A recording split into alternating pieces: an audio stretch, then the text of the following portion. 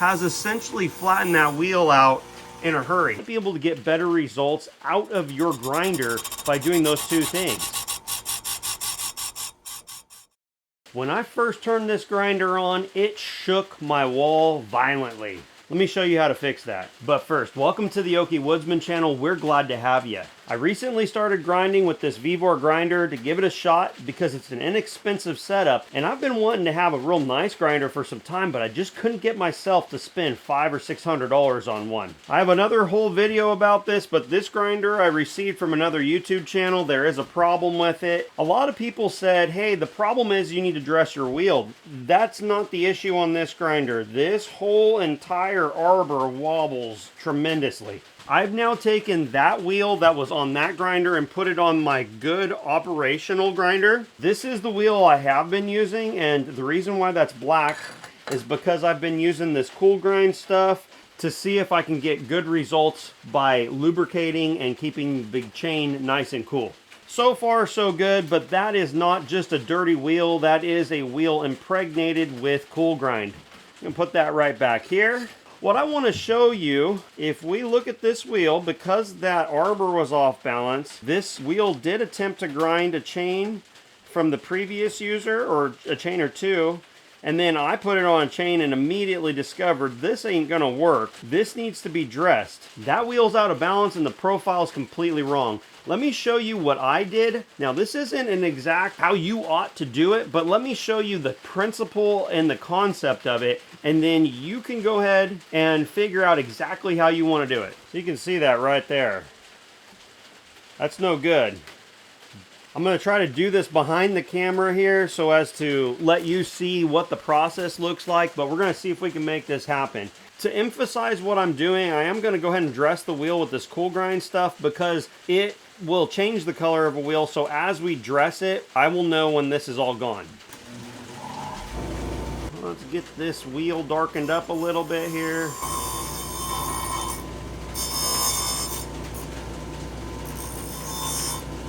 It's having a hard time because it's bouncing off of it so much. There is actual dressers for grinding wheels. I actually used to manufacture them. It was one of my first jobs, and it basically looks like a cylinder with an industrial diamond in there, but I don't have any fixtures for that. What I've got is I've got this diamond deal that I use on my rotary tool, and I found that it works pretty good. Now this one's seen a little bit of use, and so it's got some flat spots on it and so forth, but there's still some good sections of diamond, so I'm just gonna lightly rotate this.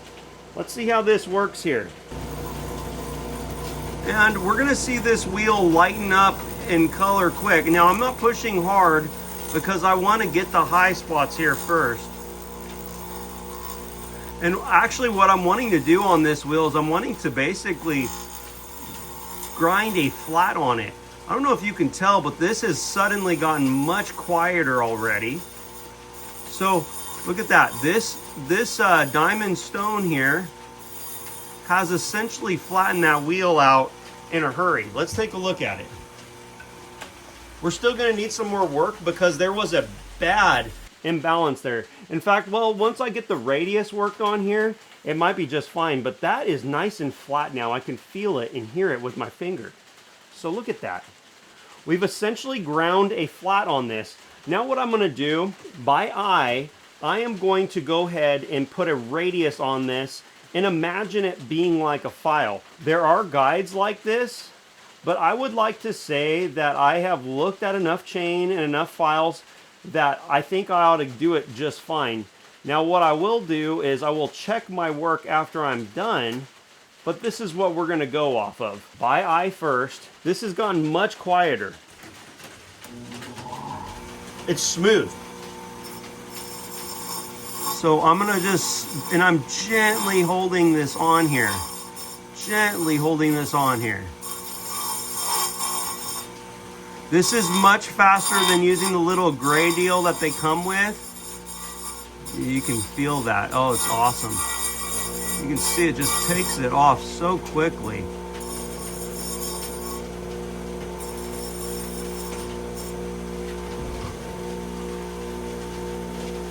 And I do have the camera between me and the grinder, so I'm not exactly in the most comfortable of positions.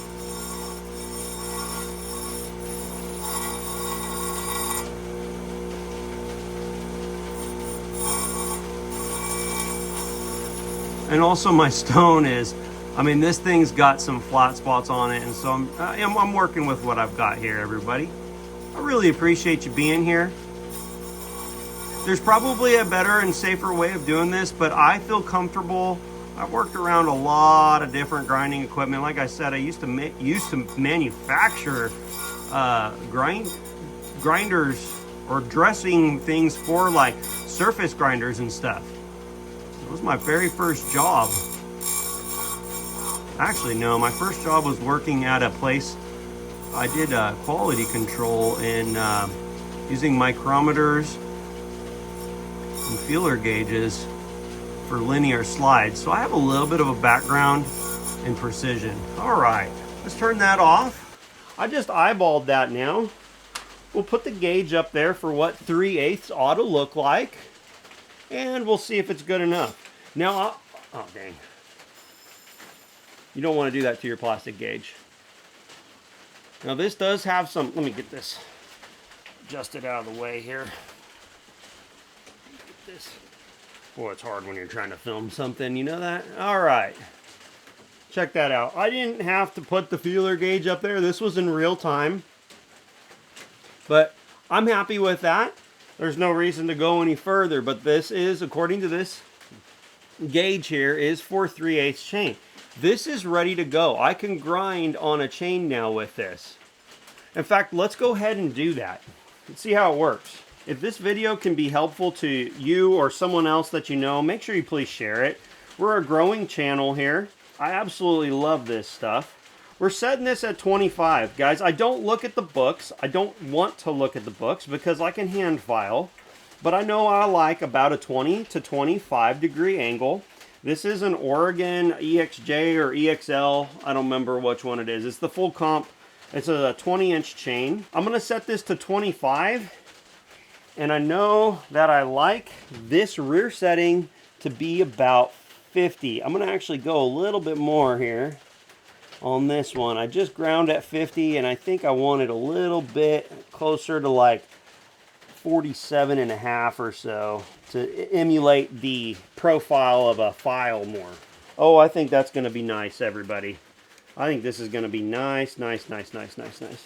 What we're doing here, this is not a grinding tutorial. This is a more of a dressing tutorial. But if you take a look here, we're going to take this in here. Boy, it's tough to do this. I like that. So what I'm going to do is I'm going to set this, pull on that.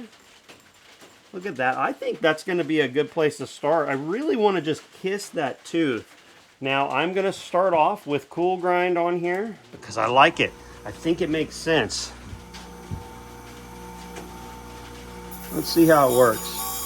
Look at that. We're going to get some grinding, lubrication on here. It helps keep the wheel from getting clogged with metal. Once you do that, you're going to lose your ability to grind well and efficiently. I'm going to mark this tooth so that way I know I'm at the end. Keeps you from questioning yourself. All right, let's take a look here. Oops.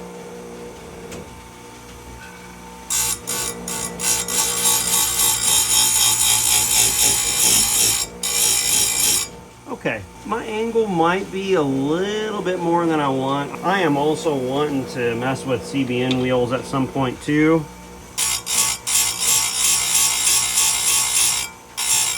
Oh, that cool grind does a good job, but listen to that wheel. I feel like once I get down into the gullet, I've gone too far because I really do want to have a radius in here.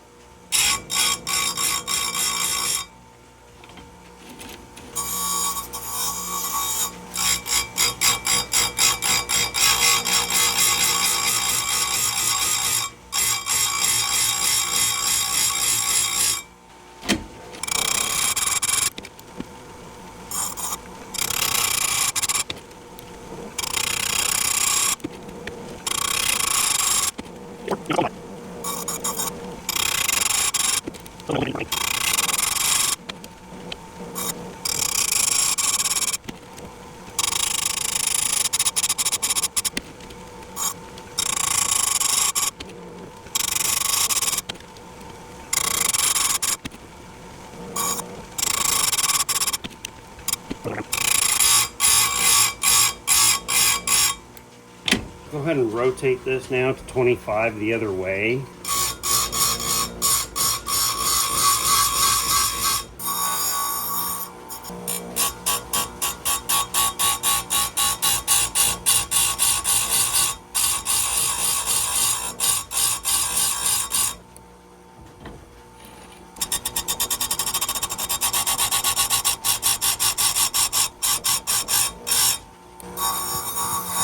I purchased this cool grind.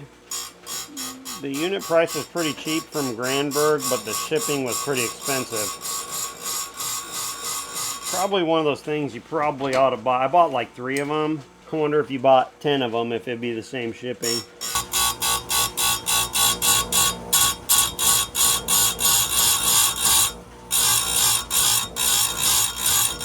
As you can tell, this wheel's doing just fine.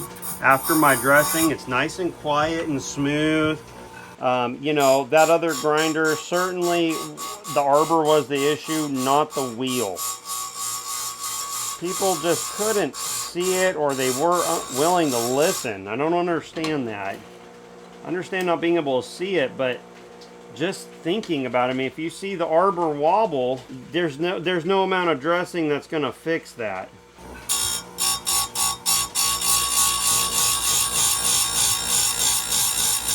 Much easier without the camera in the way. I've been working behind the camera the whole time. So important to get your grinder, or when you're filing or whatever, get it in a good position where you can work comfortably and see what you're doing. You know, so often we try to work in a position, you know, because it's convenient to set it up, but I had to define a place for the grinder because it makes the most sense. I do kind of squat down a little bit to see where I'm at in the gullet, but as far as watching the working angle, I'm happy with where this is at. I wonder if once the wheel has more of this on it, I feel like it might not need it as often, because when I look at that other wheel, there's no metal in it, it doesn't look like, but it does look like that cool grind has really impregnated itself inside of there. So I like that. I'm really happy with that. There's no burrs, there's no bluing, nothing like that. I'm going to be working on different profiles and all that as well. But I think that this chain ought to be a good cutter. It might be slightly aggressive, but you know, we're gonna play it out. That's what's so cool about having a grinder, is you can go ahead and play with different things and see what's gonna happen. Now, one thing I'm really gonna enjoy is having all of my top plates be of equal length. It's not real critical, but you know, it's just much faster to be able to grind. Like, I'll have a whole bunch of hand filed chains and they're all over the place, and they cut good and smooth because my rakers are set. You know, if I have to hand file in the field, I will, because I don't mind doing it, but it's really nice to get that good starting point, get those teeth all about the same length, or the same length, I should say, and start from there. It's just a nice thing to have happen. Now, I'm going to set my rakers on the saw. I'm not going to try to set rakers with the grinder. I don't think that that's something that I'm very interested in. Anyway, I hope this helped, kind of showed you how I like to dress my wheel quickly. I'm not a long time chain grinder. I'm still going to be learning myself, but I sure thought this would be useful for many of you, because you might be able to get better results out of your grinder by doing those two things. Dressing that wheel, getting it good and true, and maybe contemplate using some of that cool grind. If you're having a problem burning your chain, definitely check that out. Thank you for watching the Okie Woodsman channel, and we will see you on the next one. I was going to swap this wheel back on, but there's no sense in doing it because this wheel is perfectly serviceable, it's fine, and it's working quite well.